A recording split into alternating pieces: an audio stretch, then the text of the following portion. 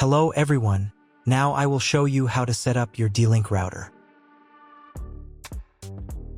And before I start, I want to remind you that if my video will help you, please support my work.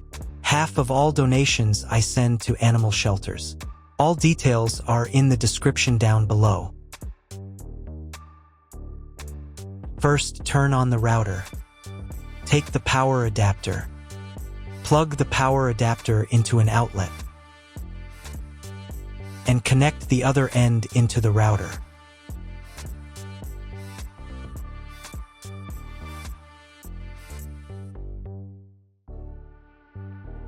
Then press the power button.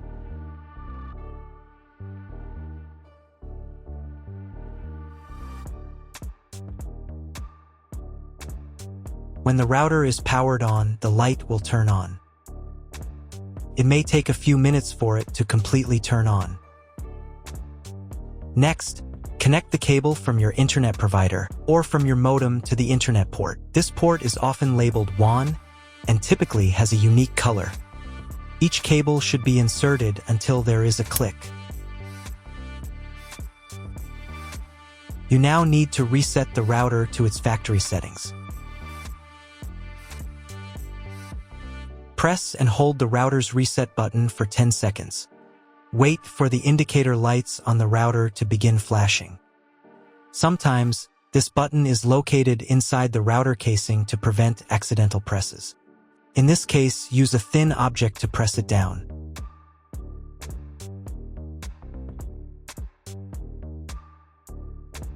The router will restart and all the settings will be reset to the original factory defaults.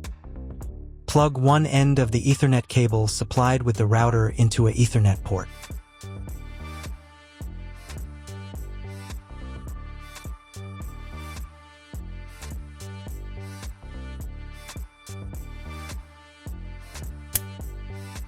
Plug the other end of the cable into your computer's Ethernet port. Please wait a few minutes for connection. The router is connected to your computer. Now you will need to set it up. But first, I'll show you another way to connect the router if you don't have an Ethernet cable or your computer doesn't have an Ethernet port. Connect the router to the power source and plug in the cable from your internet provider.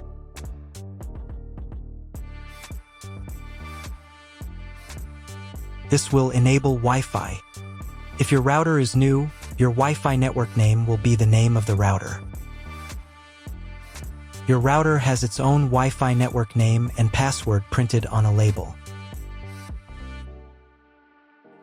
Connect to it. Great, you've connected to the router. Now let's start setting it up.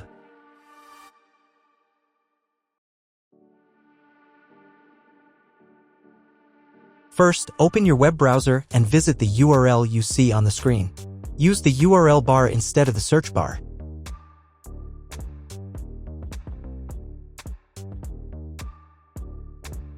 At the beginning, you will see a form with a login and password.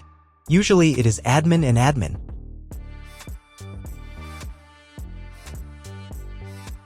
If these credentials are wrong, then find label on your router.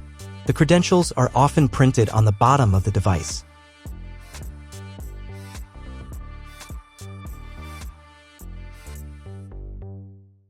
If none of this works, it means that your router has already been configured and someone has changed the login and password. If you can't find out the login credentials, just reset the router to factory settings. And then log into the router's personal cabinet using the standard credentials. If your router settings do not look like mine, it means that your router has a different firmware. I made a video for every firmware type. You can find all the links in the description down below. I want to warn you right away that there are many firmware versions and they may differ slightly. But don't worry, you will succeed. Just watch the video and follow the instructions. First, you need to change the default password for the router's admin panel.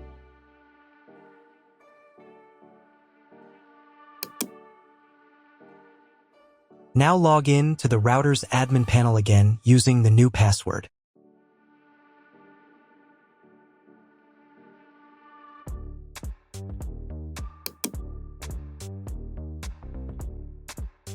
Here, you can change the router interface language. I will keep the language as English. To start the setup process, go to the Click and Connect menu. Click Next. On the next page, select your internet provider. From the provider drop-down list, select your country and operator if you are going to configure a 3G network connection, or leave the manual value if you are going to configure a WAN connection of another type or want to specify all settings for your 3G WAN connection manually. Click Next. On the next page, select connection type. You can find it in the contract with your internet provider. If you're not sure what your connection type is, choose this one. It's the most common option. Click Next. Enter the connection name. This is not your Wi-Fi network name, so you can leave it unchanged. Click Next. On the next page, you can check the settings. In most cases, they should match mine except for the MAC address. Click the Apply button. Wait a few minutes while the router checks the settings. After the check, click Next. In the next step, you need to select an operating mode for the wireless network. Choose Access Point. Click Next. Then enter the name of the access point. This will be the name of your Wi-Fi network. Click Next. On the next page, you need to set a password for your Wi-Fi network. In Network Authentication, select Protected and enter your password. The password must be at least 8 characters long. Click Next. Do the same for the 5G Wi-Fi access point if your router supports it. On the final page, you'll see all your Wi-Fi network details. Check them and save the settings. If you were connected to the router via Wi-Fi, reconnect to the network. If your ISP provides a service to IPTV, you can connect a set-top box directly to the router without using additional equipment. If you are not going to use IPTV, click Skip to Next. Click Apply to confirm the settings. Next, you need to reboot the router. To do this, select Save and Reboot.